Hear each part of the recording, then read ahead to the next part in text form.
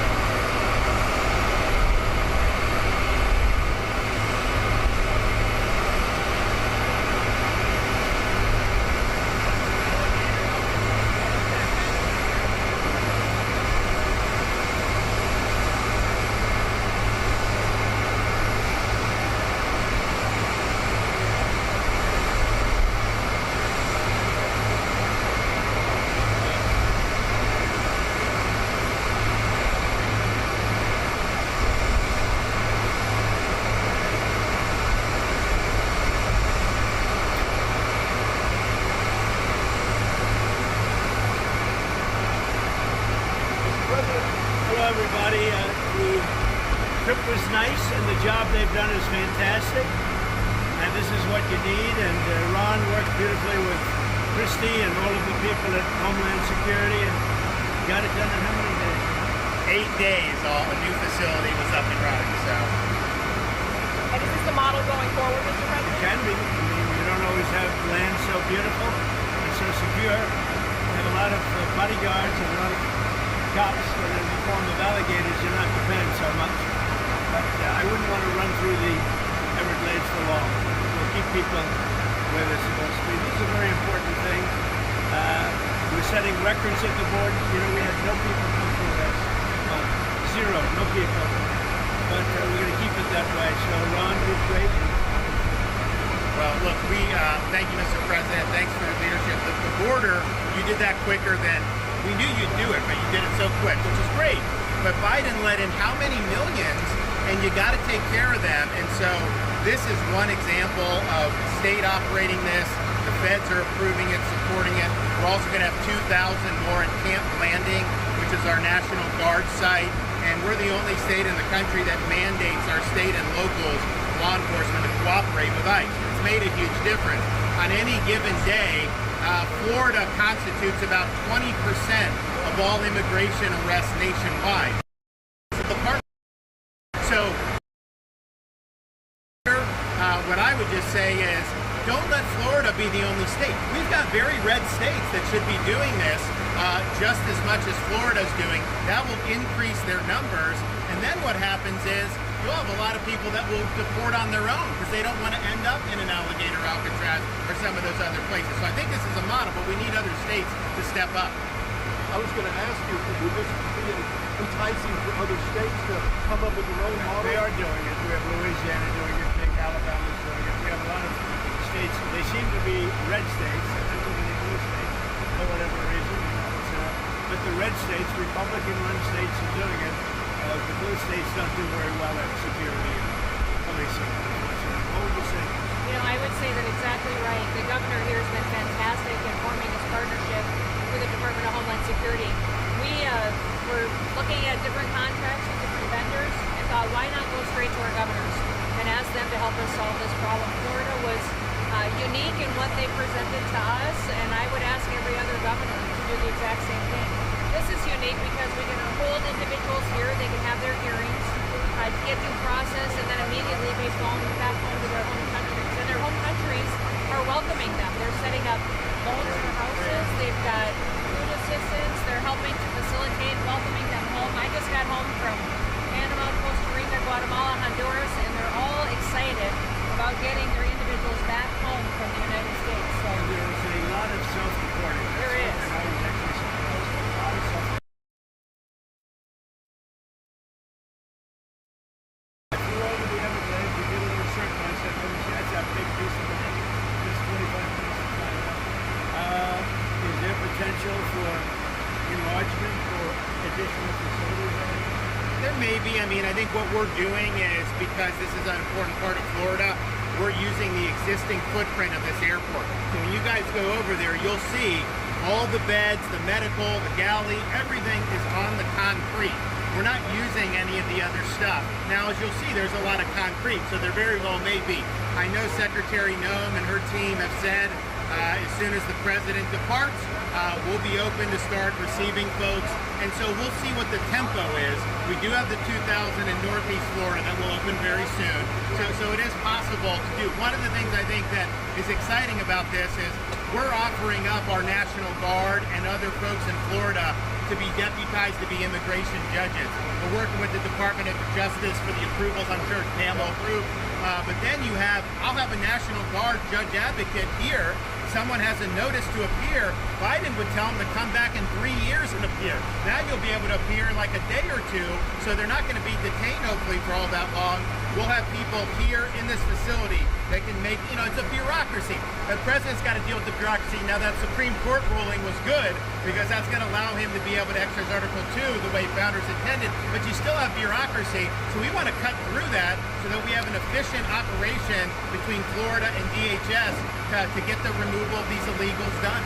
And are you still prioritizing going after the worst of the worst, or are you now arresting anyone who is here? The worst of the worst, always first. government, what we've done. And nobody can ever forget that this group of people, Biden or whoever it was, Biden, whoever it was, what this group of people, a small group that circled the Resolute desk, what they did to this country. Think of it, what your time, all the time you have to waste doing this. It's an unforced error. We had nothing. We had no problem with this. There was never anything.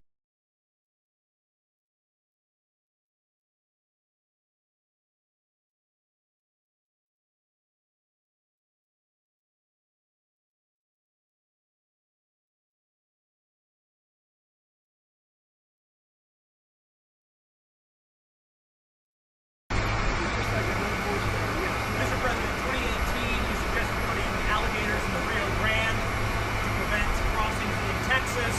Is this a dream come true for you, sir? I was thinking about that. I would say it was meant more as a joke, but the more I thought of it,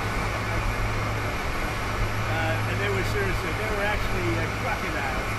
They were crocodiles from Africa. They are a step beyond. But no, that was really meant as a joke, but a lot of people liked it. A lot of people think we should do it. The Senate, it appears, is about to vote on I your hear we're doing beautiful well, bill. Ron. I hear we're doing well. Are you confident this can get I done don't by the know. 4th of July? What does confident mean when you're like, when you have one vote and you have 100 people going to vote?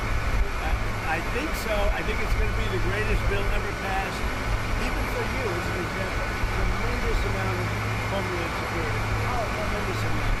It's going to keep the border secure because, you know, we have it secure now. But we need to build more wall. I built almost 600 miles of wall. We need more wall. And all of that's covered in this bill. This bill is amazing for everybody. It's an amazing bill for Florida, too. Really great. We've heard the concerns about the Medicaid, though, Mr. No, President. we're not going to be playing with that. An estimated 11.8 million Americans could lose their The coverage. Are you Democrats have breaking it your wrong. promise? Waste, fraud, and abuse. In fact, if you look at what's gone on, we've gone way back. We take care of Medicaid, we take care of Medicare. They will blow Medicare and Medicaid because they have no idea what they're doing. Just like they don't have any idea what they did on the border, they have no idea.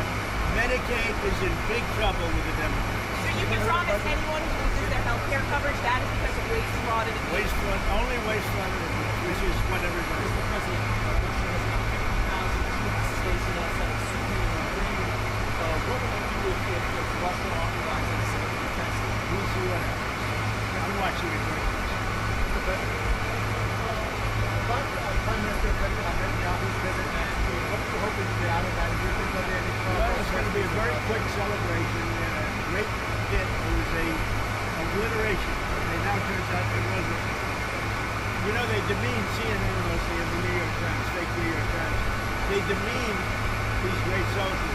They went over there 17 hours flying and they hit bullseye after bullseye after bullseye. It all blew up. Everybody saw it. Then they get back and CNN said, well, they did okay, but maybe it wasn't. I'll tell you, it was beyond obliteration.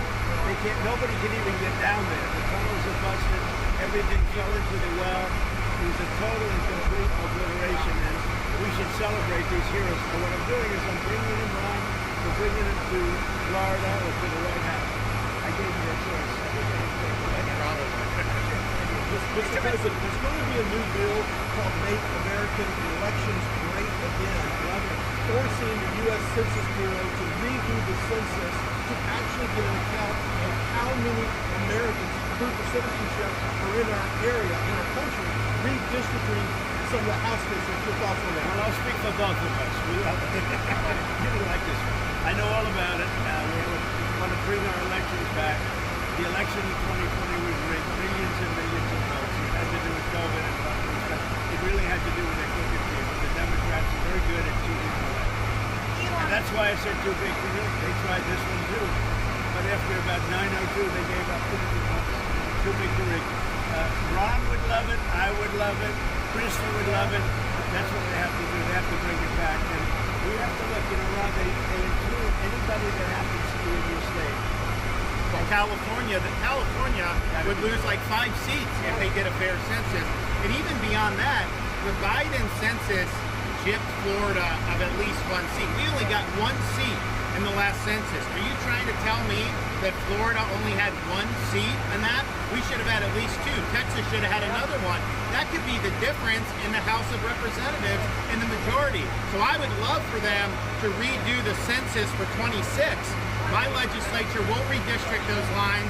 We'll get it to where it's fair. But as it's right now, this country is not fairly apportioned. I've got so many more millions of people in Florida that have representation because of that flawed census.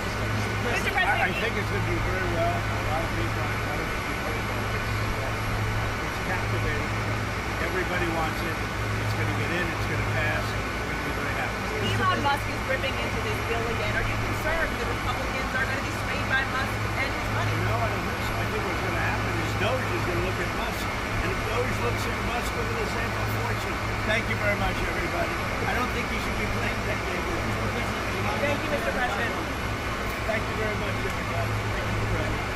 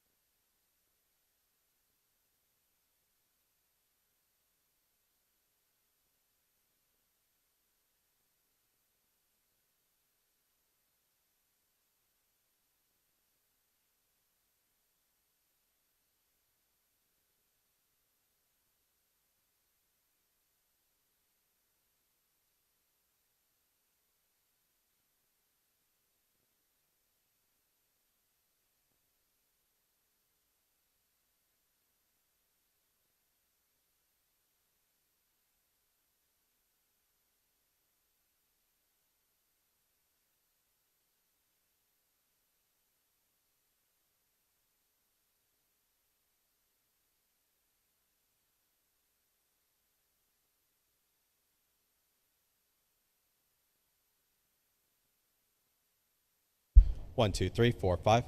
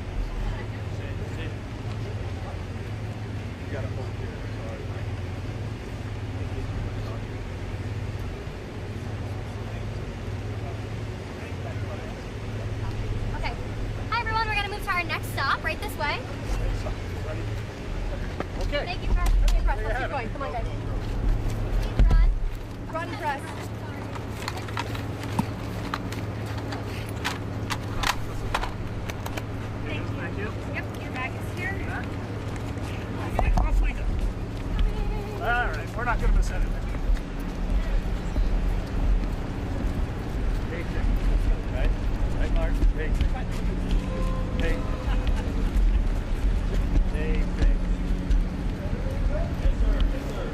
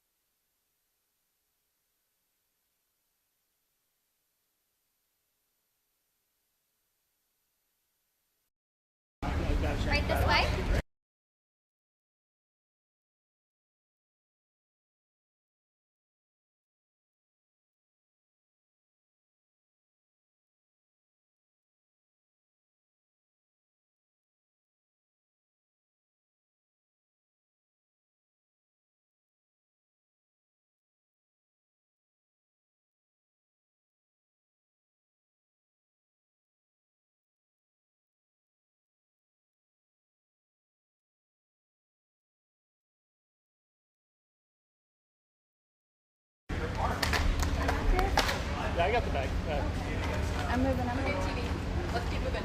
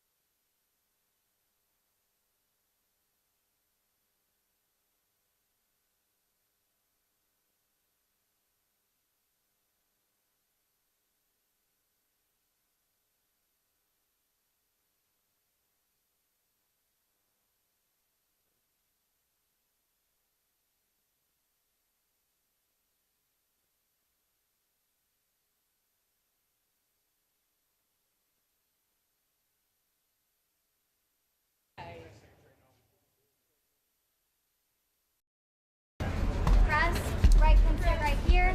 Right here. Pulls right here. Come right up there. Table's right here. Where does that mean I am? I'm not I don't know. It doesn't stretch very far. Where's the cuts? It's going to be right here, and I have it too.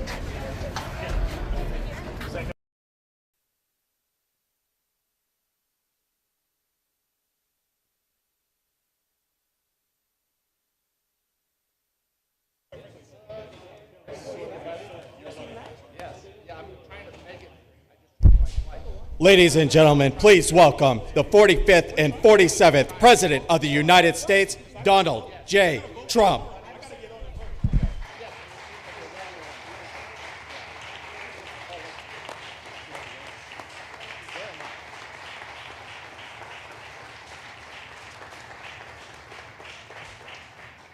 Thank you very much. They've done a fantastic job. Even the microphone works well. That's good. Wow. Well, I'd like to just thank everybody for the incredible job they've done. I love the state. As you know, Ron and I have had a really great relationship for a long time. We had a little off period for a couple of days, but it didn't last long. It didn't last long, and a lot of respect for each other. And it's a great honor to be deep in Florida, the Florida Everglades, to open America's newest migrant detention center. It's incredibly built, and you're seeing that yourself. That's why I said, let the press join us on our walk so they can see what's happening. It's known as Alligator Alcatraz, which is very appropriate because I looked outside and that's not a place I want to go hiking anytime soon. But very soon this facility will house some of the most menacing migrants, some of the most vicious people on the planet. We're surrounded by miles of treacherous swampland, and the only way out is really deportation. And a lot of these people are self-deporting back to their country where they came from. Quite a few. We're amazed at actually the number.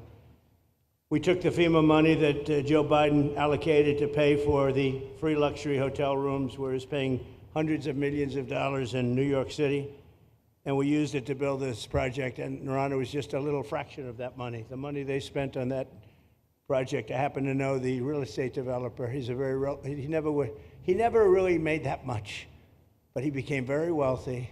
With luxury, he didn't do well. With people that are not exactly luxury, he's made a fortune. I want to thank Florida Governor Ron DeSantis and Secretary of Homeland Security Kristi Noem, and Florida Attorney General James Uthmeier. Where is James? Where is he? You do a very good job. I hear good things. I hear good things about you from Ron too. No, you really do. He's even a good-looking guy. That guy's got a future, huh?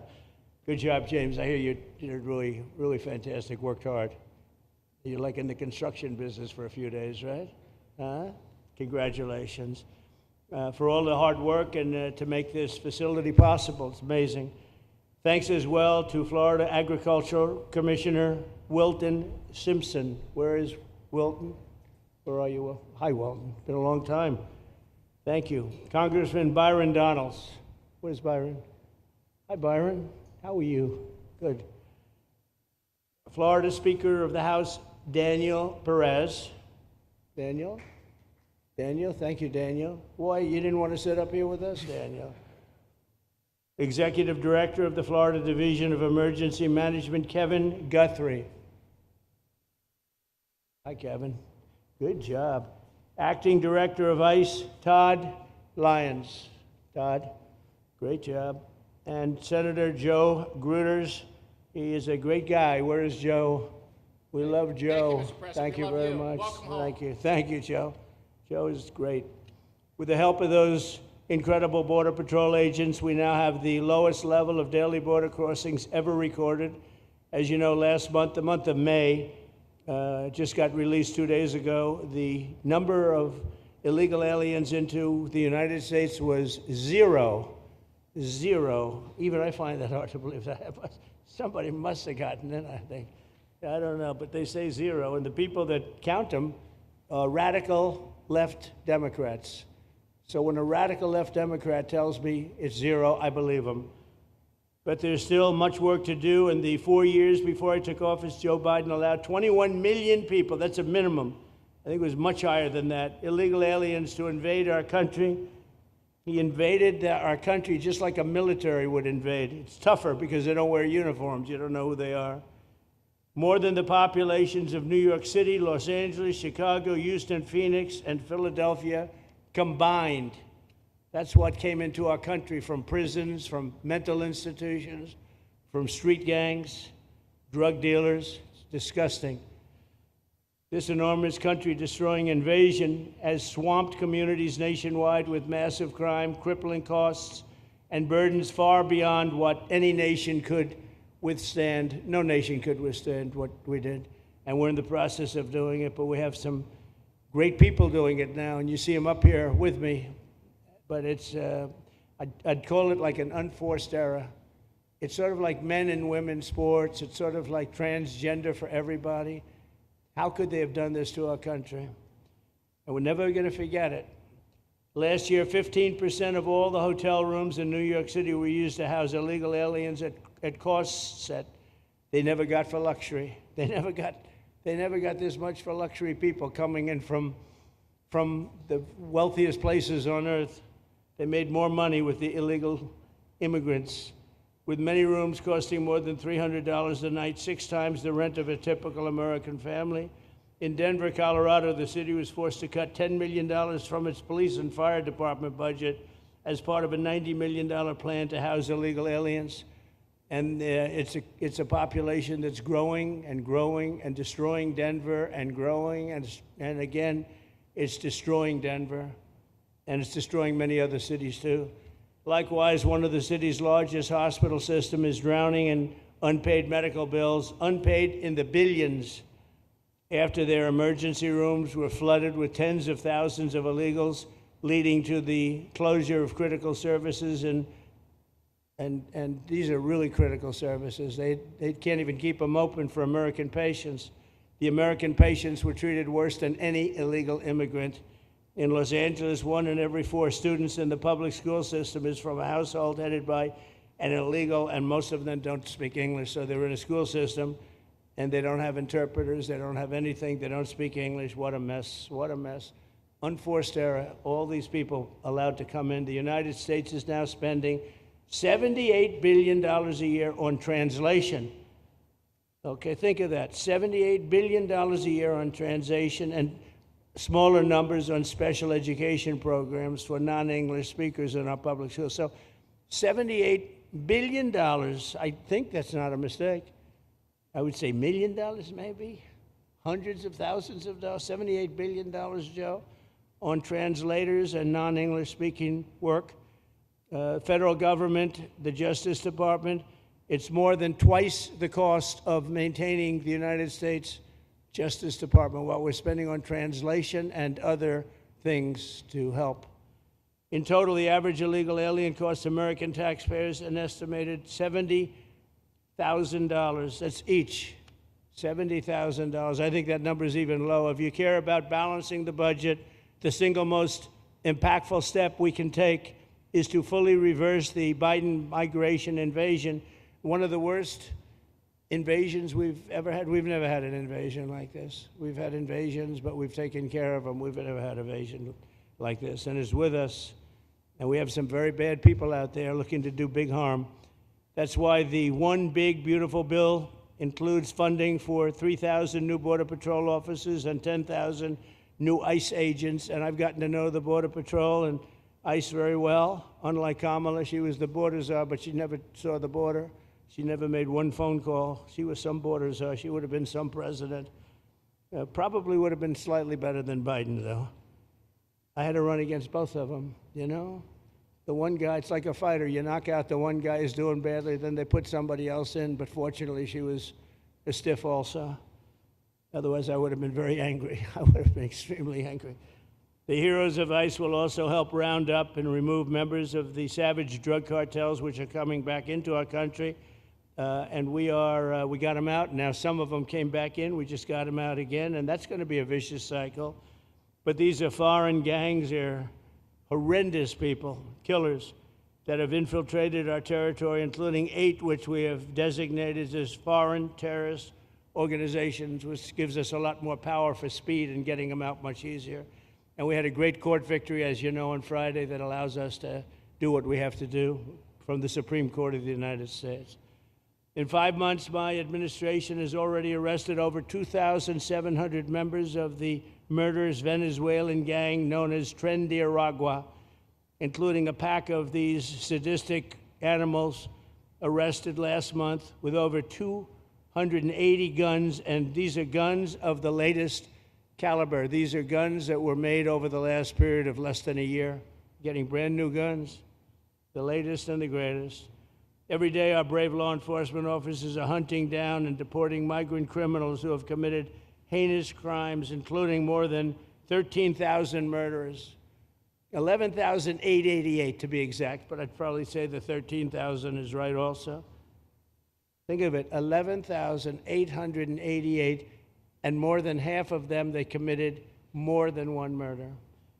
So, Ron, many of them are out of here already, but it's still it's a hell of a number to be confronted with. Just this year, ICE agents in Miami have apprehended illegals with arrests for murder, kidnapping, rape, child sexual abuse, and arson, people of the worst order. We're getting these monsters out of the United States, out of Florida, out of all the places that they're in. And on January 20th, I signed an executive order empowering governors and state police to be deputized to enforce federal immigration laws, and Ron's already taken advantage of it. It's a tremendous advantage for the states.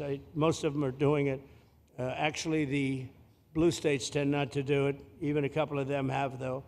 And I want to express my tremendous thanks to the state of Florida for embracing this opportunity and being a true partner. They've worked so well with the federal government. It's been just a beautiful, beautiful partnership. So, Ron, I'd like to thank you personally. You are my friend, and you'll always be my friend. And we may have some skirmishes even in the future. I doubt it, but we'll always come back because we just we have blood that seems to match pretty well. We have a relationship that's been a very strong one for a long period of time, and I appreciate it, very much appreciate it. And also, Secretary Noem, I'd like to have you say a few words. You have been unbelievable, the job you've done. You and our favorite person, Tom Homan, have done, and your whole staff, because it's a lot of people, and Tom acknowledges it all the time. He respects you so much. He respects the staff that you both built. And you're really doing one of the great jobs. And it was great that you could work with Ron in Florida so well. Built such a great facility. So please say a few words. Thank you very much. I don't know if this will work. Well, thank you, Mr. President. First of all, I want to thank you for putting the safety and the security of the American people first, and the way that you never lose focus on making sure that America stays our priority and that the families that live here get the chance to grow up and to raise their children in communities that are safe and that give them an opportunity to pursue the American dream. This facility here is a fantastic representation of what can happen when all of government works together and when it's accountable to the taxpayers and to the citizens that live here. The president signed an executive order that allowed us to build partnerships with states and with local law enforcement officers, which is exactly how things should function in this country. More power, more authority given to people locally so that they can take control of their own destiny. And so we have already been working under the 287G program to deputize law enforcement officers, whether they be state highway patrol, local sheriff's departments in all of our states, and allow them to go out with our ICE officers, our border patrol officers, and make sure that we're getting the worst of the worst off of the streets. We also recognize that as we've been doing that and returning people back to their home countries, that we need detention facilities. We need beds to put them in place so that they can have their due process before they return home. And this facility is exactly what I want every single governor in this country to consider doing with us. What happened to start this conversation was that a young man named Jimmy Percival in my office, my general counsel, who came from Florida and used to work here, called up the Attorney General and the governor and said, hey, what do you think about partnering with us on a detention facility that we could put in place that would allow us to bring individuals there? There's an airstrip close by. You guys volunteered the assets that you have and the connections that you have and worked with Kevin extensively so that we could come here, have their due process given, and return them home to their countries. And in 8 days, this facility has been stood up. And I want everybody to recognize that detention facilities that ICE adheres to is a higher standard than is required at state levels, at local Department of Corrections facilities, sheriff's offices. This is a state-of-the-art facility, air-conditioned, isolated though for security purposes, which is very helpful.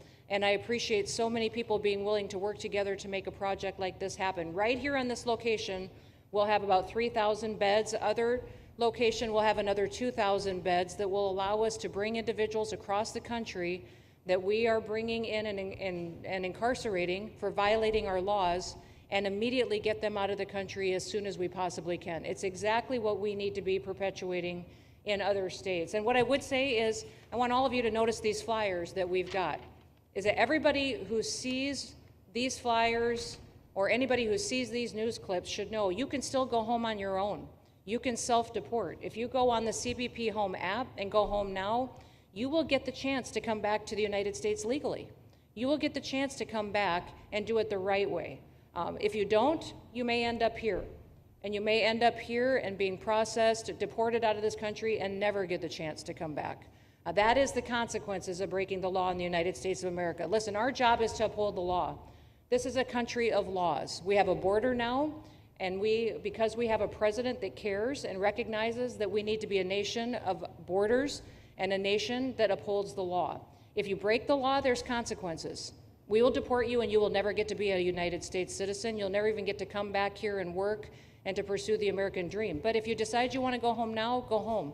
And we'll help facilitate it. We'll buy your plane ticket. We'll get you there. In fact, I just got back from Panama, Costa Rica, Guatemala, Honduras. Those countries are excited to get their citizens home.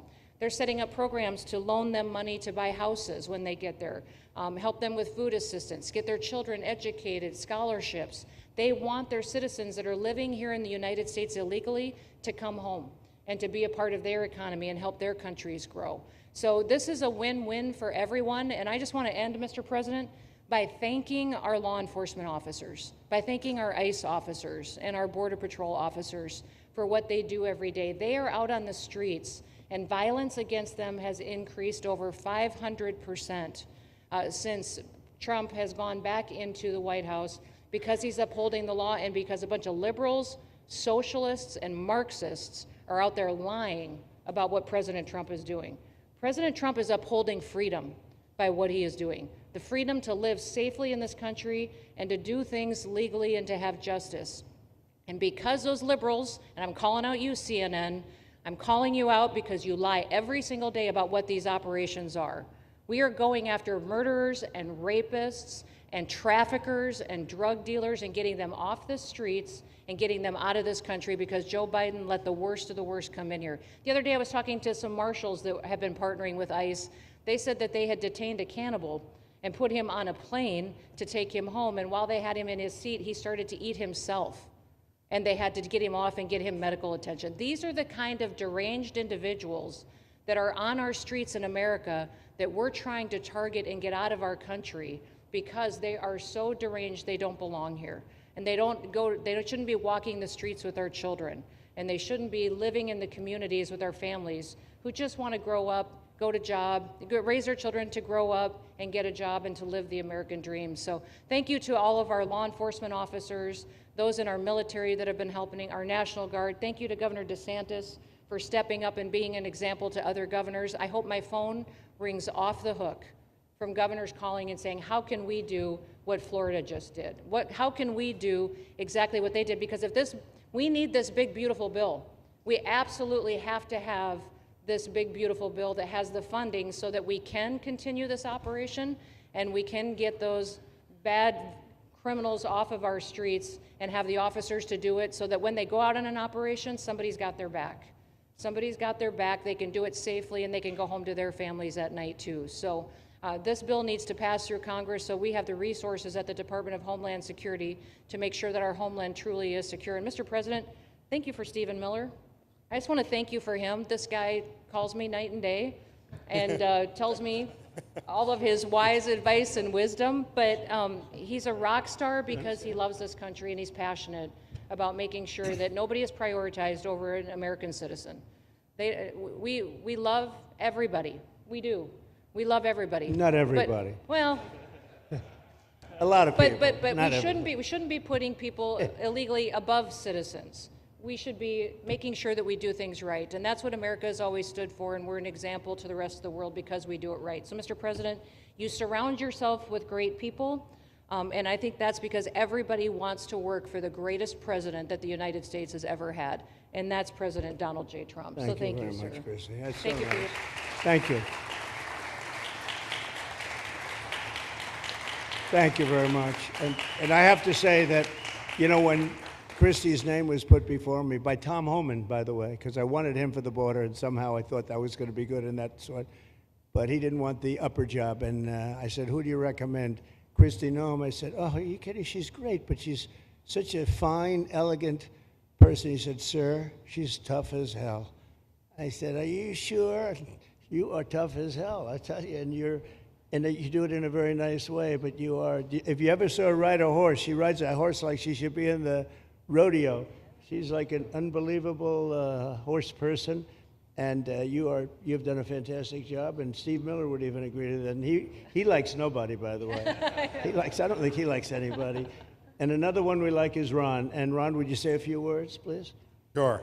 Well, thank you, Mr. President. Welcome back to Florida, and I think this is the first time you've been back since the events of a couple weeks. So just let me say, as somebody that was serving on active duty in Iraq back in the day, we witnessed the number of our troops that were killed or wounded by the Iranians.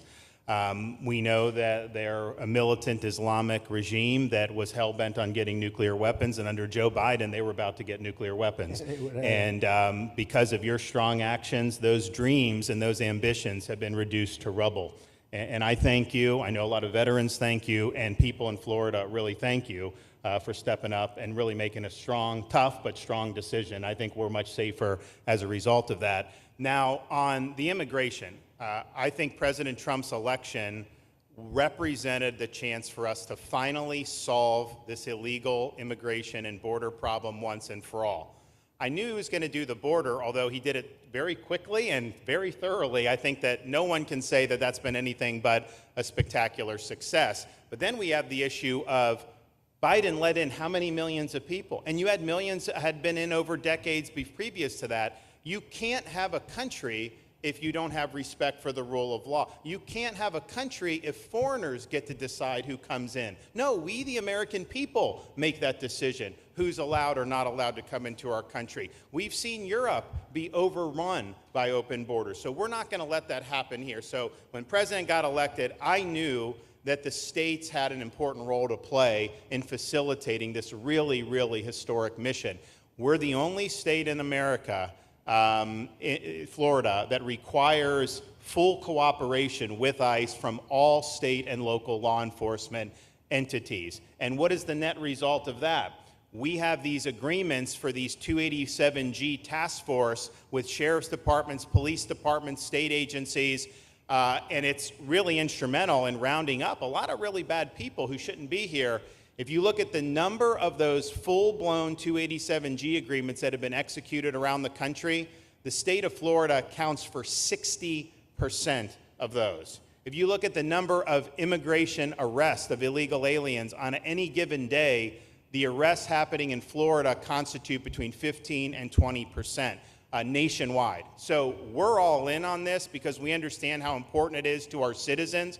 It crowds schools, it crowds medical, it crowds housing. Yes, you have illegal alien crime as well, and people want the problem solved. And the only way we're going to solve it is if states like Florida step up and help the president, help Secretary Noem get the job done. Now, this facility here was really in response to us working with DHS and ICE from the time the president got sworn in, and the number one thing they kept coming back to was, you know, Biden decimated the agency. I mean, let's just be clear. You could have illegals in Florida. Biden would just release them. Even when they had notices or they had orders to be removed, Biden wouldn't send them back. So their interior enforcement collapsed under Biden. So they're building it back up. But they're like, we need detention space in order to be able to bring about more deportations. And so what we have here can hold 3,000 now. We have 2,000 facility up at Camp Blanding that we're going to be open, which is our National Guard site. But think about what you have here. They come here, say they already or been ordered to be deported. You drive them 2,000 feet to the runway, and then they're gone. It's a one-stop shop. And this airport that's been here for a long time is the perfectly secure location. It's going to make a big difference. And let me just thank everyone who was involved. We got the call from DHS a little bit more than a week ago, and here we are 8 days later with this facility open, and as soon as Air Force One departs, it'll be swept, and it'll be open for business to be able to do. But our goal here is to process them and be able to effectuate their return to their home country. This is the opposite of what they were doing in New York by just putting them up in a hotel and then just letting them stay there indefinitely. No, we want to be able to send back. And when you walk into the processing, the president and I, Secretary Noem, Kevin Guthrie, walk through that initial intake, the first thing you see is information on how to go home on your own. Why would you want to come through Alligator Alcatraz if you can just go home on your own? I think a lot of people are going to make that decision. So you're going to have a lot of deportations that are going to be done by the administration, but I think you're going to have a lot of voluntary as well. So this is a force multiplier for the president's efforts. I would just say and echo what Secretary Noem says. There is no reason why other states can't be doing it. And I know Louisiana, Texas, a couple of them, but we've got if only the red states did this, they would be able to expand their capacity by tens of thousands, maybe 50, 100,000 on a given day. That's how you really start to make a difference. And so we're proud to be able to partner with the Trump administration on that. Mr. President, thanks for coming down. I think you highlighting this is going to move the needle in a big way throughout the country, and I think it's going to help all of us achieve the really big results that I think our voters want to see. Thank you, Ron. Great job. Thank you. Thanks, Ron. Thank you, Mr. President, for the opportunity.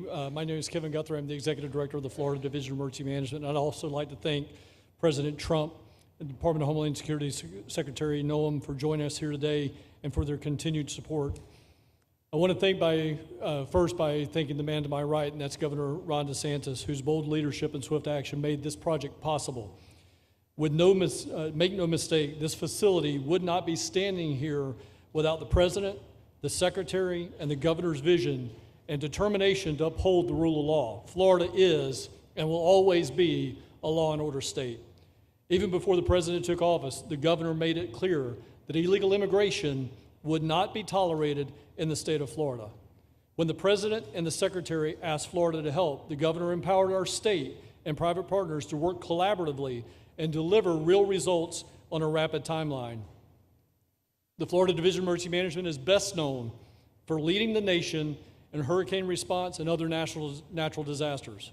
We understand how to act fast without bureaucracy in the face of any emergency. Our teams built roads in 8 hours, bridges in 3 days, base camps in 72 hours, and full causeways in 2 weeks. Getting things done quickly, efficiently, and correctly is at the core of our mission. We simply just want to be the best at what we do in the nation. When the governor called me, and we answered, and we were proud to bring our logistical expertise to the table. We know how to set up base camps for guardsmen, first responders, linemen, volunteers, and other aid sources, and distribute that in a matter of days before a storm. We're able to translate this knowledge to what we did here at Alligator Alcatraz. Florida has put the best teams together who check their individual logos and egos at the door to get this done. Not just for you, Governor, but Mr. President, for you as well. There are over 13 different vendors that came together to get this solved in 8 days. Truly a whole of private sector partnership to get that done. Behind you on these boards, in only 8 days, we have built a fully compliant detention facility with a detainee capacity of up to 3,000 people, with room for additional capacity if you asked us to do so.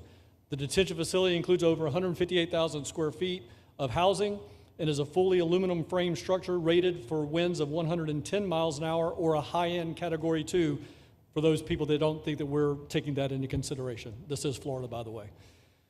Power supply is fully redundant with backup generators in place.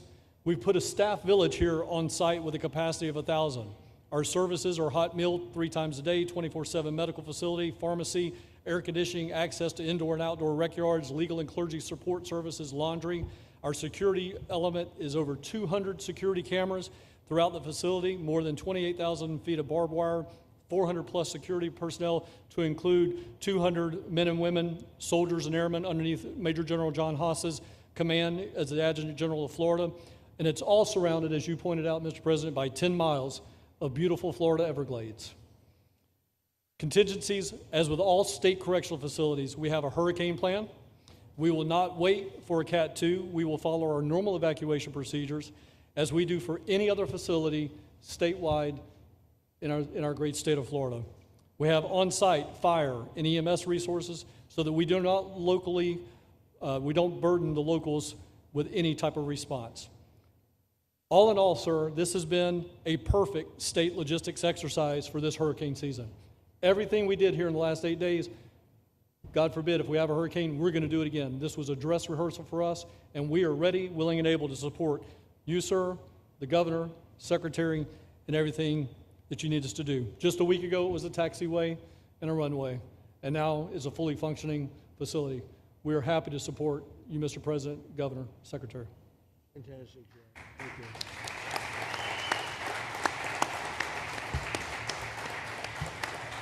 Byron, please.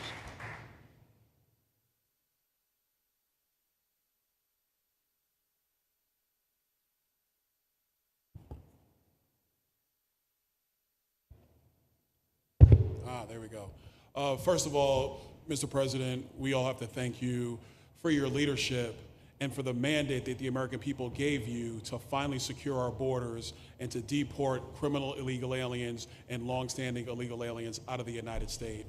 That is a mandate given to you by the American people. I know Secretary Noem, Stephen Miller, Governor DeSantis, myself, on behalf of the other members of Congress in the Senate, and of course here in Florida, we are behind you 100% in that mission. To the governor, I really appreciate you and commend you for your leadership on this, taking swift, decisive action to building this facility.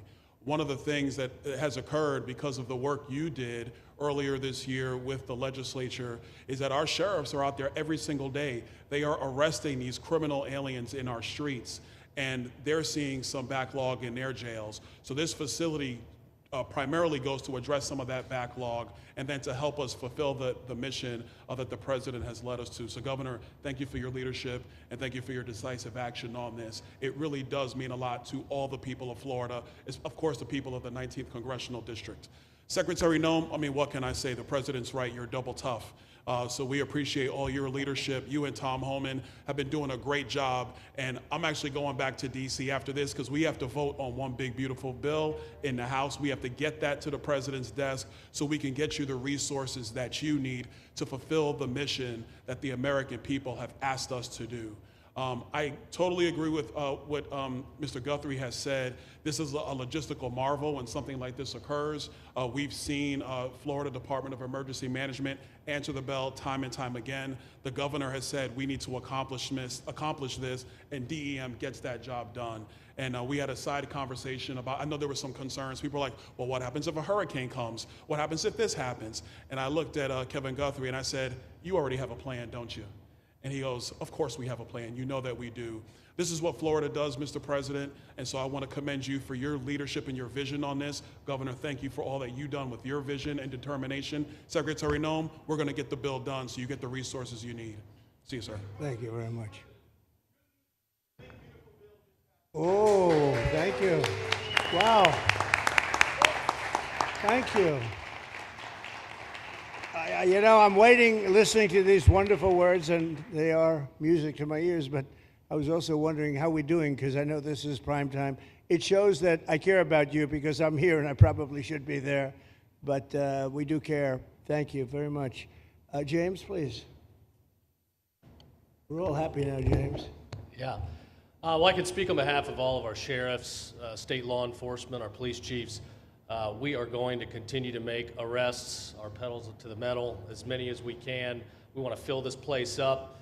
The governor and Kevin have shown they can build bridges in 3 days, so why not some detention facilities? Hopefully there's more to come.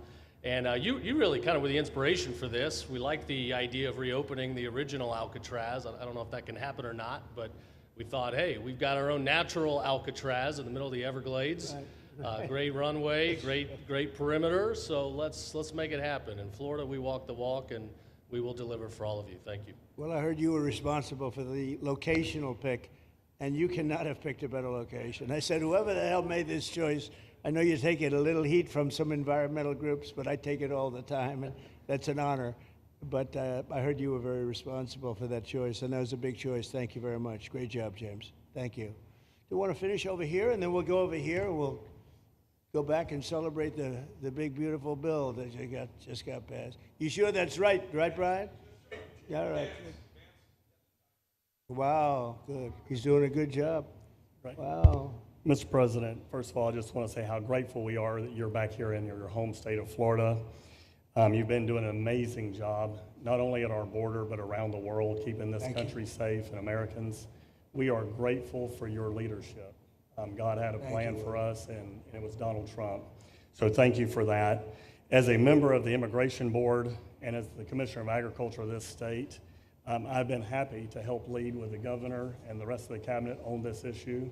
We're very proud Secretary Noem's here today and others to represent not only the United States in our efforts to make this commitment to keep our citizens safe, but we're going to continue in Florida to remove the barriers to have your vision come true of a safe United States.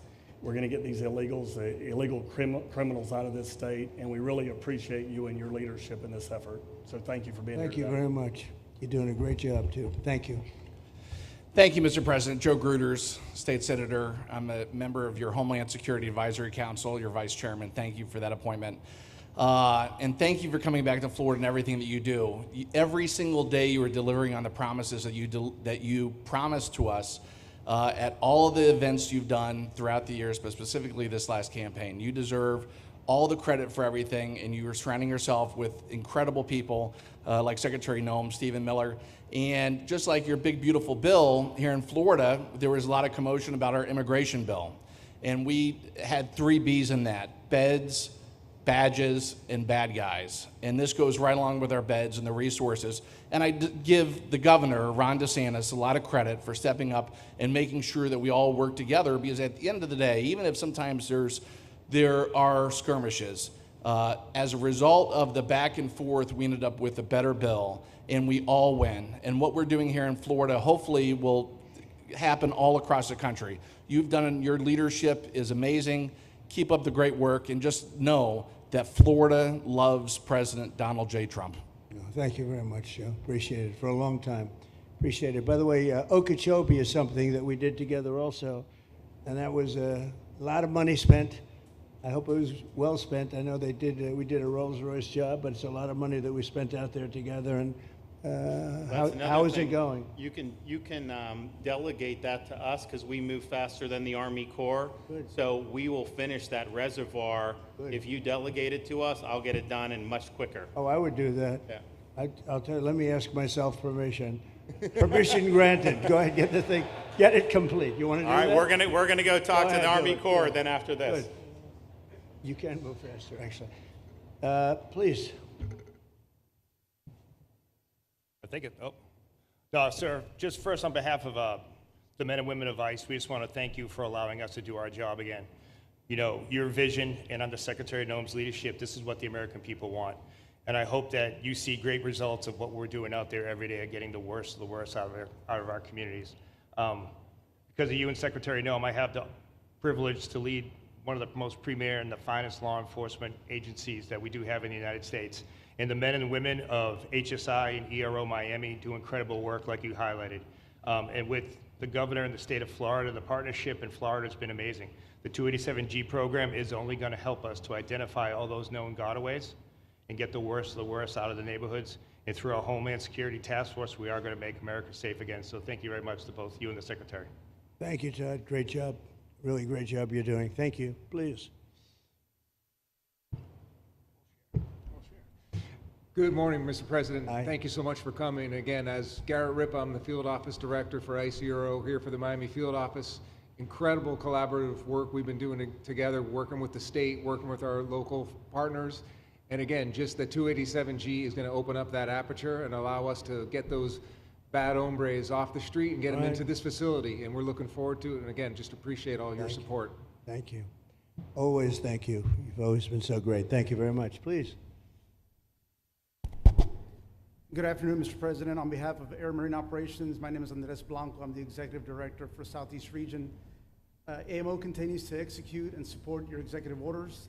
Air Marine Operations brings a unique capability both in the air and the maritime domains. And in partnership with our Border Patrol, OFO officers, and ERO, we continue to conduct effective operations both interior, along the border, and along the maritime approaches. Thank you very much. Good job. Good afternoon, Mr. President. Jose Figueroa. I am the Acting Special Agent in charge for Homeland Security Investigations here in South Florida, and our office covers from Key West to Fort Pierce. Tremendous collaboration here with the state and our federal partners. HSI is conducting criminal investigations into TDA, MS-13s that are involved in human smuggling, sex trafficking of minors, and we will continue that effort with your support. Governor DeSantis, thank you very much for this facility. Looking forward to continue the great work. Thank you. Thank you very much. Steve, would you like to say something? Our star. Thank you, Mr. President. I just want to say on a personal note, getting to watch what you've done over the last 5 months to deliver on a 50-year hope and dream of the American people to secure the border. When President Trump came into office on January 20th, the United States had endured the largest wave of illegal immigration in human history. Not just American history, human history. And within just a few days, President Trump, through his strength, leadership, diplomacy, and vision, achieved the most secure border anyone in the world has ever seen. When we recently went overseas to the NATO summit, I had senior staff in foreign governments come up to me and ask me how he achieved the Trump miracle on his border and could that be replicated in their countries. For individuals who don't work in this space, to have 0 successful illegal entries in an entire month should be an impossible achievement. There's a 2,000-mile border with one of the poorest countries in the world, and you have open travel from 150 countries into Central America and South America. There are 2 billion people in the world that would economically benefit from illegally coming to the United States.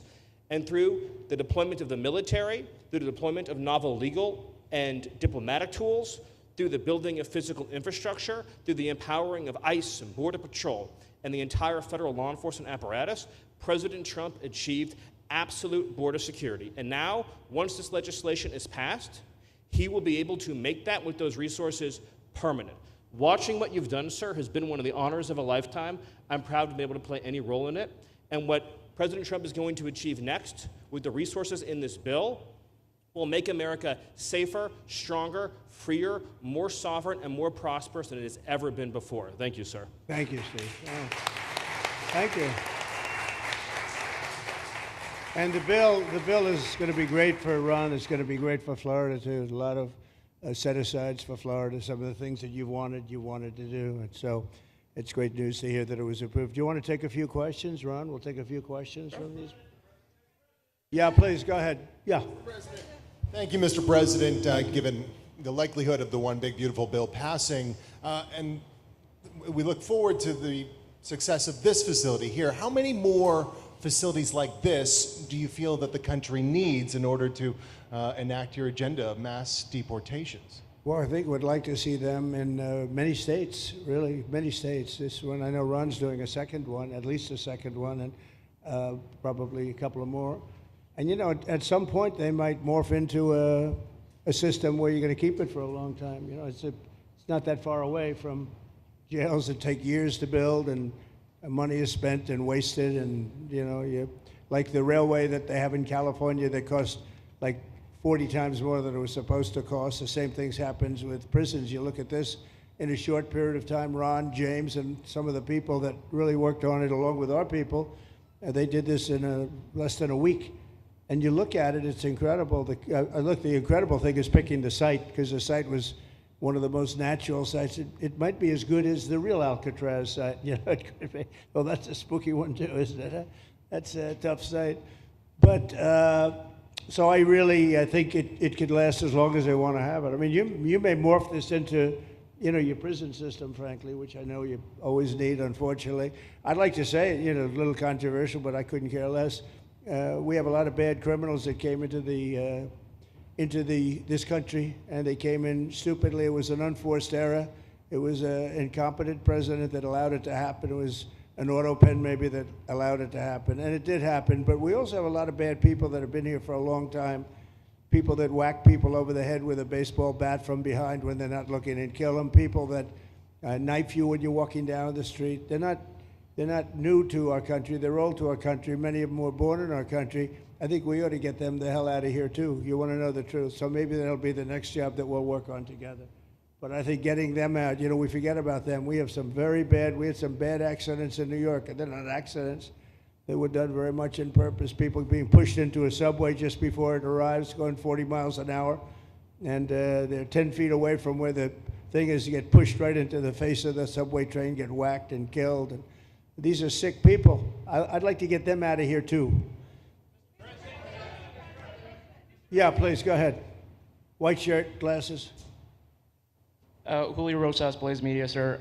A couple months ago, I ran into former DHS Secretary Mayorkas, and I asked him a couple questions about his disastrous handling of the border. He didn't like my questions. But the number one question that I heard from people in responding to my video was, why hasn't he been arrested yet? You know, obviously you guys are cleaning up the mess that was made deliberately for the past 4 years, and so people want accountability. It's great to see that the border is secured, and it's great to see the state level cooperation. But I guess I would ask you, why hasn't he been held accountable, or anybody really? Well, you know, pardons were given out by to many people, and they shouldn't have been given out. Like the Unselect Committee of Political Thugs was given a pardon because they destroyed all of the information from 2 years of hearings, and they should be arrested, but they were given pardons. Was he given a pardon, Mayorkas? Was he not? I don't believe so. Well, I'd take a look at that one, because what he did is it's beyond incompetence. Something had to be done. Now, with that being said, he took orders from other people, and he was really doing the orders, and you could say he was very loyal to them, because it must have been very hard for him to stand up and sit up and, you know, talk about what he allowed to happen to this country and be serious about it. So he was given orders. If he wasn't given a pardon, I could see looking at that. In fact, why don't you take a look at it, Kristen? He was impeached, but yeah, it was just a fake impeachment. It was a fake impeachment. Why don't you take a look at it? I think he was so bad. They were all so bad. Look, it was the worst president in the history of our country. We've had some bad ones. but he was the worst president. But somebody told Mayorkas to do that, and he followed orders, but that doesn't necessarily hold him harmless. So take a look at it. It's a very good question, actually. Thank you. Yeah, please. Go ahead. Mr. President, you and the Secretary have both said that many people have self-deported since you came back into office. Yeah. How many is many, and has the rate gone up? How do you see the tempo of that moving forward Sure. going on?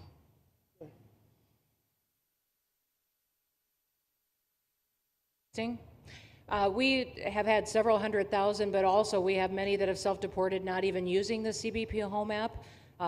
When I have gone to these other countries to negotiate security agreements and information sharing on criminals, who's coming and going into their countries, they report that hundreds of thousands have come home that weren't on our radar, that they are coming home on their own and self-deporting because they want the chance to be able to go back to America someday. So we believe it's over 1 million, possibly more than that. I'm asking all of those countries for their information on what they have of individuals that may have returned home that they have, taking advantage of their programs to help them become a part of their civilization again too. So we know it's over 1 million, but we have to, I'm getting more information and that number will grow.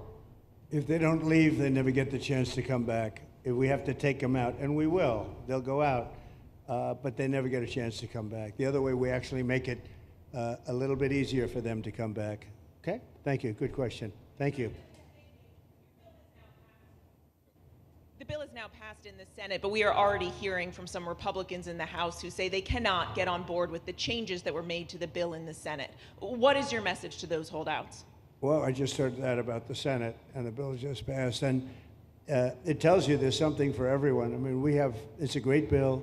There is something for everyone, and I think it's going to go very nicely in the House. Actually, I think it will be easier in the House than it was in the Senate. And just to be clear, on the Medicaid cuts, you've promised not to cut Medicaid, said this is all just targeting waste, fraud, and abuse. Are you saying that the estimated 11.8 million people who could lose their health coverage, that is all waste, fraud, and abuse? No, I'm not saying that. I'm saying it's going to be a very much smaller number than that, and that number will be waste, fraud, and abuse. And if you look, they took a much more liberal stance on the Medicaid situation than they could have. They had a tough stance and a weak stance. They took not a very strong stance on that to start off, and it's waste, fraud, and abuse, and everybody wants that covered. What number is that? What analysis are you seeing? I'm not seeing a number, but I know it's much less than the number you gave. And we really were very, very cognizant of three things. Social Security, we're going to take care of it beautifully. Medicare and Medicaid, and we are going to save it, whereas the Democrats are going to, you won't have it. They will destroy Medicare and Medicaid, and they have to because their numbers don't work.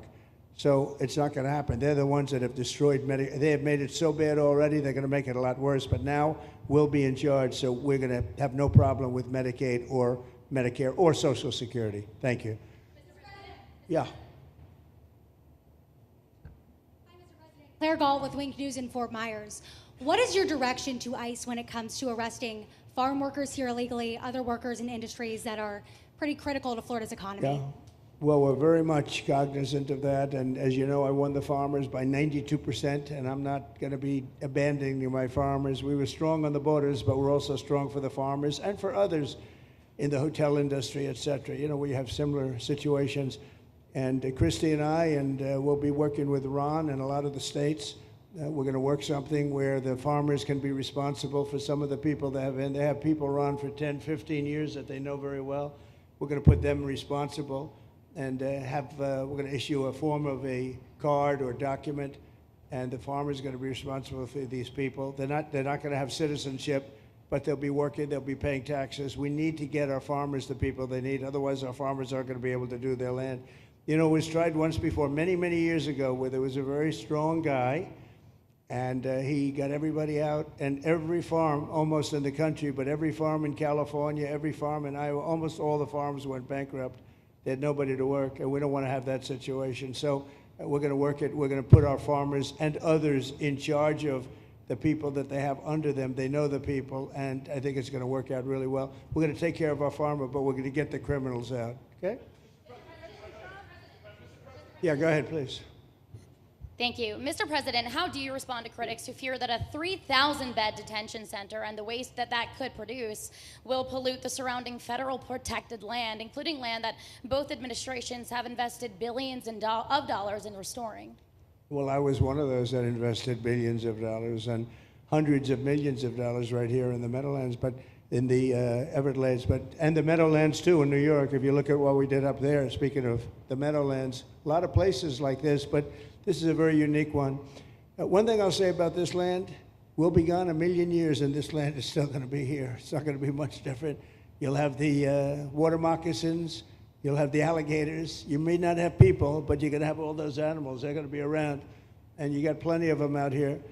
I think it was a brilliant choice, and I think almost anybody in his or her right mind would say this was a brilliant choice. I give the governor a lot of credit for using this piece of land. And in addition to that, it's on top of something that was already developed. It's an airport. You know, you have the runways, you have the, so it's already been developed. So it's not like you're dropping dirt right into the thing. There was zero movement of that. That was done many years ago because the airport's very old, but it was an abandoned railroad, an abandoned airport.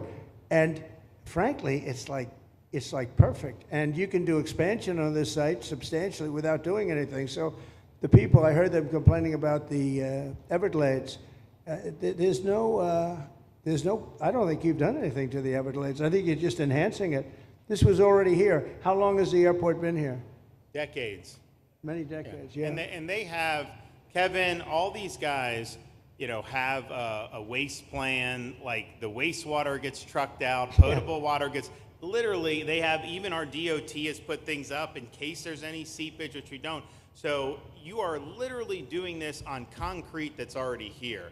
So I don't think those are valid and even good faith criticisms, because it's not going to impact the Everglades at all. President's been a champion, we've been a champion, really changed the game in Florida on it. I think it's just people don't want to see illegal immigrants deported, and that's their ideology, and they have a right to that. But illegal immigration's unpopular, so they know that they're going to have less effect trying to do it. So they're going to try, oh, well, no, it's just about the Everglades. But really, I think a lot of those people, they just don't want to see illegals deported. Because if you actually hear, everyone's here, you obviously know there's zero land that's being disturbed. Well, you know, when we talk about popularity, though, I will say I ran on the issue of illegals, and we have to get them out. And I won 82% on that issue. So I think that they may not like certain aspects of it, but ultimately they do not want them in their country. And if this is a part of a use, but I think from an environmental standpoint, it's incredible. In fact, when we landed that very big, heavy plane today, they came out and checked it fairly. You know, I think they want the president to be able to land on a piece of concrete that's not going to go 6 feet underground. And they checked it. They came back and they said, this thing is really solid. So it's been there a long time. It's going to be here a long time, and it was a great choice of a site. Thank you. Yes, please. Brian, go ahead. Yes, sir. The people of Syria were recently seen on the streets waving American flags, chanting Trump, Trump, Trump. They're so appreciative of the economic sanctions that was lifted on that country, giving them a little bit of hope for prosperity. You want to comment on that? Well, they're great people, and the man that is leading them has a reputation. You know, he's the head of some pretty tough organizations, and a lot of people criticized me for that. I said, well, what are we going to do, take him out of a day school, a country day school? It's going to be, by nature, I would think, Ron, they'll be pretty tough, and he is pretty tough, but I think I met him, spent a lot of time with him, good guy. I took off the sanctions because if I didn't do that, they wouldn't have had a chance. And Syria has a chance. You know, the people are great. They work hard. They're very smart. It used to be a place of professionals, accountants and lawyers and doctors and high academic credentials in that part of the world. And I think it's going to work out great. I took off the sanctions, and they were very appreciative. They were shocked, but they were very appreciative. We're giving them a chance at survival. With the sanctions, it couldn't have worked. Thank you. Mr. President, your beloved New York City may well be led by a communist soon, Zorhan Mandami, who in his nomination speech said he will defy ICE and will not allow ICE to arrest criminal aliens in New York City. Your message to communist Zorhan Mandami. Well, then we'll have to arrest him. Look, we don't need a communist in this country, but if we have one, I'm going to be watching over him very carefully on behalf of the nation. We send him money. We send him all the things that he needs to run a government. And by the way, they get about 3 times what you get, Ron. If you look at the per capita, Florida gets 1/3 of what New York gets in terms of the numbers. Why don't you give us those numbers? Yeah, well, Because that's what we should send him. Yeah, well, like sometimes people say Florida gets more because they count Social Security recipients, but that's not money to the state. Those are seniors that live here. If they moved to North Carolina, you could count it there. So it has no interaction with the state government. They get more in the city and state governments than we get. Right, substantially. We're going to be watching that very carefully, and a lot of people are saying he's here illegally. We're going to look at everything, and ideally. He's going to turn out to be much less than a communist. But right now, he's a communist. That's not a socialist. I've always said, we will not have socialism in this country. In the speeches, I said, well, what? They skipped socialism. And you got a lot of them like that. And you see AOC, she's out there with her, bad IQ. She's out there ranting and raving about how wonderful he is. And look, so far he's winning. He still has a race to win, but so far he's winning, and he has an advantage as a Democrat in New York City. I was there a long time ago, and it was a long time since a Republican won the city, but you would think that a Republican would be able to win. Or you have a good independent running, Mayor Adams, who's a very good person. I helped him out a little bit. He had a problem, and he was unfairly hurt over this question. He made a statement to the effect that this is terrible. New York City can't have all these immigrants come in, and like he was indicted the following day. And I said, that was a phony indictment, and it was a phony indictment. That was a Biden indictment. I said, don't feel bad. I got indicted 5 times every time you opened your mouth. That was a bad group. That was a very dangerous group, I will tell you. These were not nice people. That was the only thing they could do. They had no policy. They had no skill. They had no anything. But they were very good at that. They were vicious, vicious, horrible people. Thank you very much. Yeah, please, go ahead. Anna Giratelli with Washington Examiner. Governor DeSantis has proposed using National Guard, deputizing them as immigration judges to get through this massive backlog of people in the immigration court. Would you be open to that? Yes, he has my approval. Okay. That wasn't too hard to get, was it, front? He didn't even have to ask me, James. You didn't even need James to ask me. He has my approval, okay? Good. I also like what he's doing in Okeechobee. He has my approval for that, too. I don't know how we work that out, but we'll work it out. We'll follow up. Go ahead. Please. President Trump, Jake Stofan with Action News Jax from up in Jacksonville. There's some talk about a facility similar to this up in Camp Blanding. Has that been approved by DHS? If not, what's the timeline? When could we see ground break on that? Well, I'll ask Ron or James to talk about it. Do you want to mention it, James? The overarching plan, I think the secretary has said she supports the whole plan, so you guys are going to keep going. Yeah. So, Mr. President, just specifically, the response for proposals is out for that today. It closes, I can't even remember what day of the week it is, but it closes on Wednesday at 5 o'clock. Then we will do notice to proceed. So I would say right after our wonderful Independence Day, we will be starting construction there at that facility. You're going to have another big runway there, too. That's great. Wow. Boy, I love these runways. It's very convenient, I must say. Having a runway is a nice thing. Today, you don't get runways approved. I will tell you, it's tough to get a runway. Although in the age of Trump, you get them approved fast. We're approving massive electrical bins, what they call them bins, but big electrical facilities for all of the factories and the AI that's coming in. They're going to build their own electric. They're going to be really. They're going to be made into electrical providers. They're going to have a lot left over. They'll put it into the grid. I think, they're going to end up doing so much. They'll put it into the grid. Won't even cost anything from their standpoint. So we have a lot of that happening. We get approvals fast.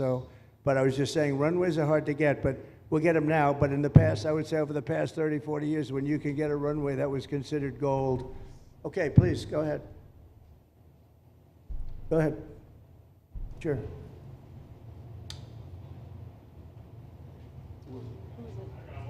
Okay, go ahead. Yes. President Trump, Laverne McGee, News 6 Orlando. You have fulfilled several campaign promises along with the help of Governor Ron DeSantis. What is the next campaign promise that you plan to fulfill to the American people? So we have turned this country around in less than 6 months.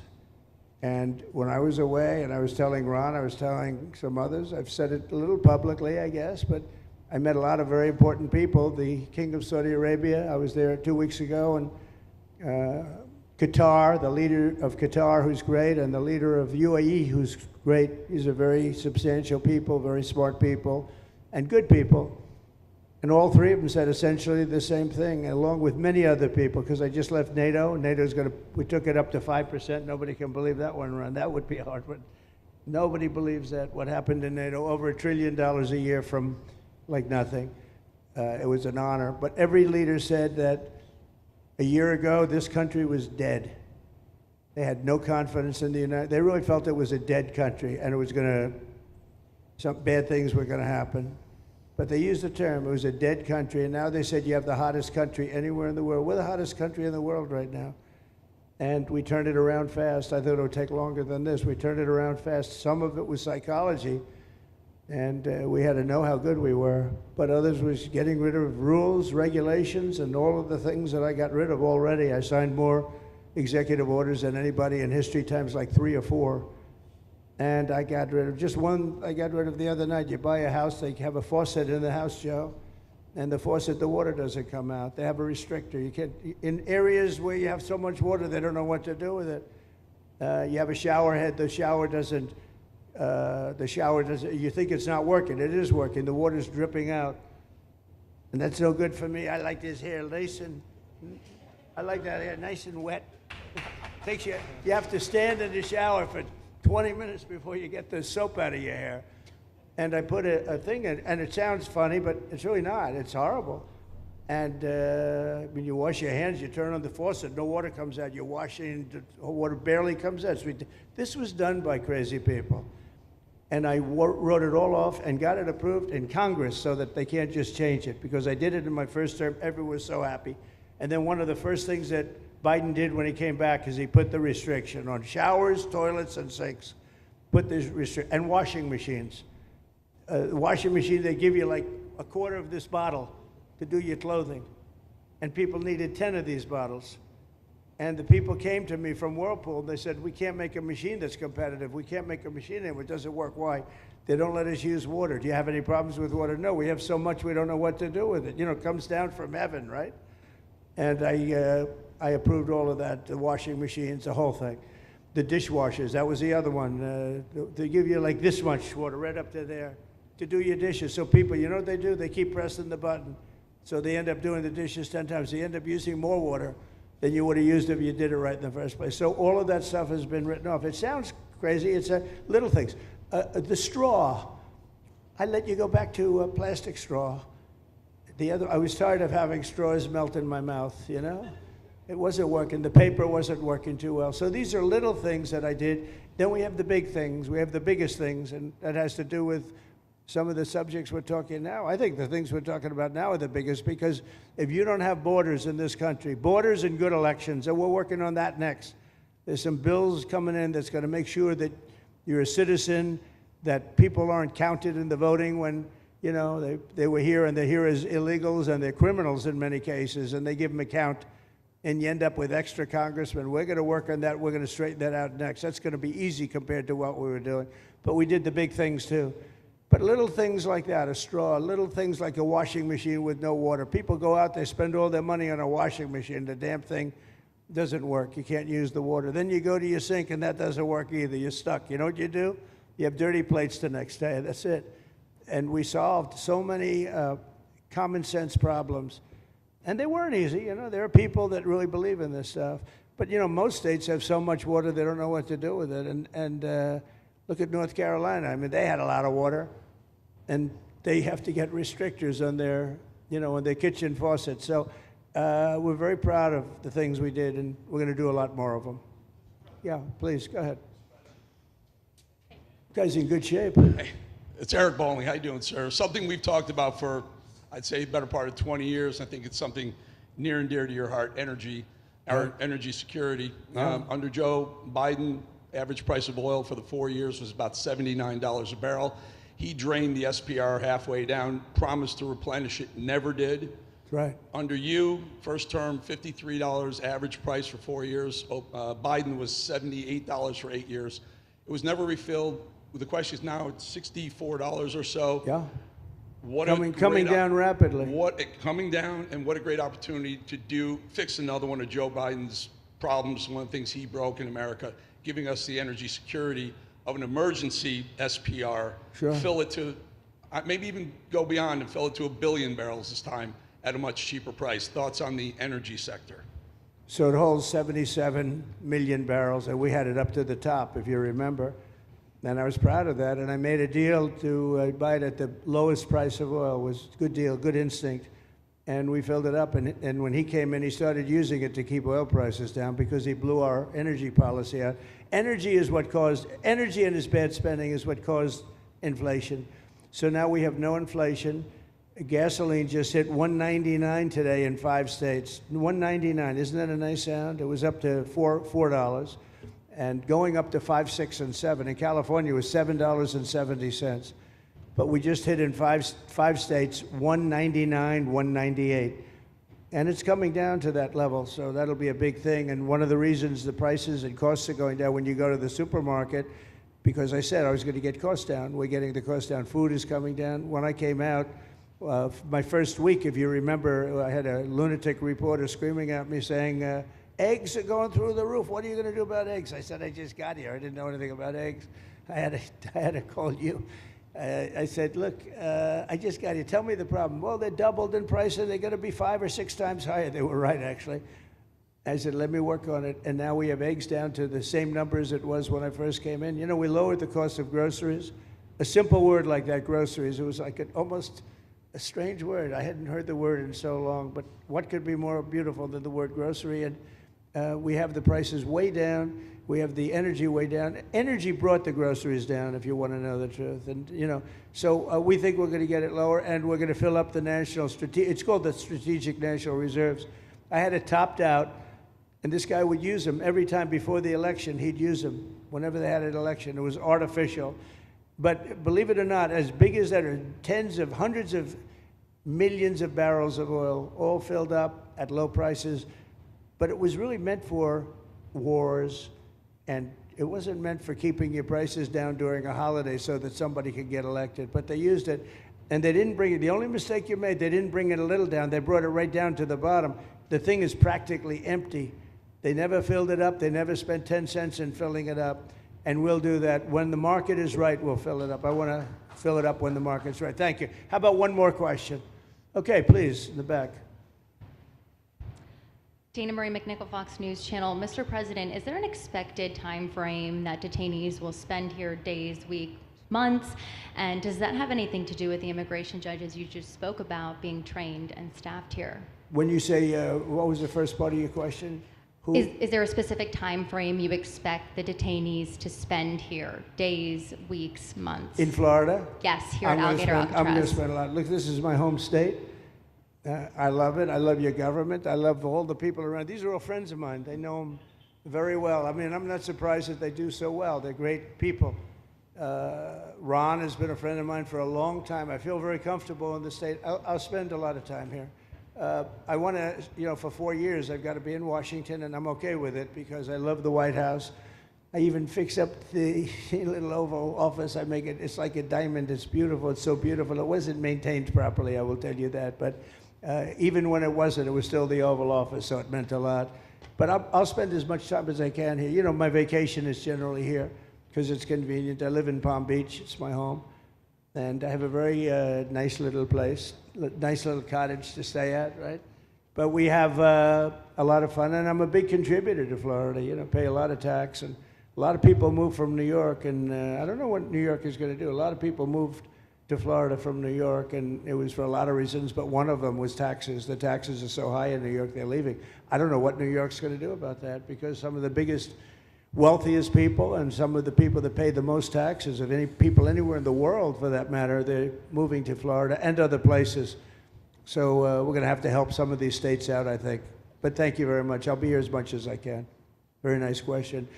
With that, I'd like to just end by saying I want to thank Ron and James and all of the people that have done such a great job, all of your staff. Really fantastic work. And it really started with site selection. You can do a great job, but if you have the wrong site in real estate, you have the wrong site, you're dead. And this was a great site selection, despite what you may read in the environmental press. Good job. And this was an honor for Christy and myself and Steve and all of our people to be here. And I also appreciate the media. They've treated us very fairly. Over the last few weeks, I've been treated very nicely. And it's so unusual. I'm not used to it, but we've gotten great accolades. Brian, I want to thank you for calling out, because I was waiting here, because I knew the vote was taking place and I'm answering questions, right? So I want to thank you very much and say hello to our friend. And I will see a lot of you. Thank you very much. We're going to make America great again. Thank you very much. Thank you. Thank you, Father.